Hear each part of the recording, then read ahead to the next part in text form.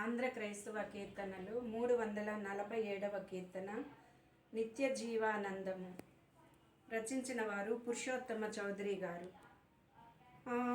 ఆనందమగు ముక్తి ఏ నా మందిరము, ఆనందమగు ముక్తి ఏ నా మందిరము, జ్ఞాని మానుగా జూచు దాని సుందరము, ఆనందమగు ముక్తి ఏ నా మందిరము.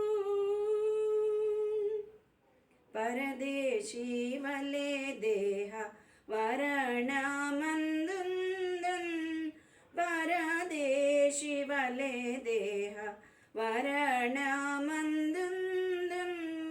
ధరణి కాననముగా దర్శించుచుందున్,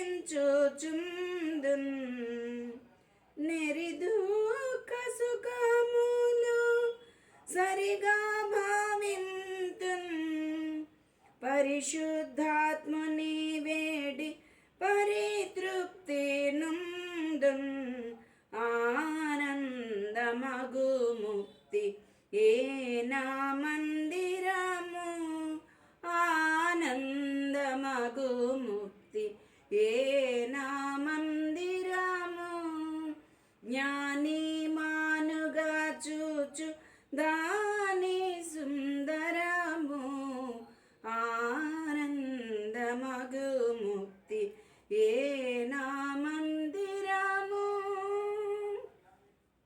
బహుశోధనలు నాపై బడి వచ్చునప్పుడు, బహుశోధనలు నాపై పడి వచ్చునప్పుడు, నహిదాంధతమమున నాడ్డుకొన్నప్పుడు, ఇహ బాధలన్నీ నన్నెదిరించినప్పుడు, ఆహా యేసుని వల్ల నమ్రతుండనెప్పుడు,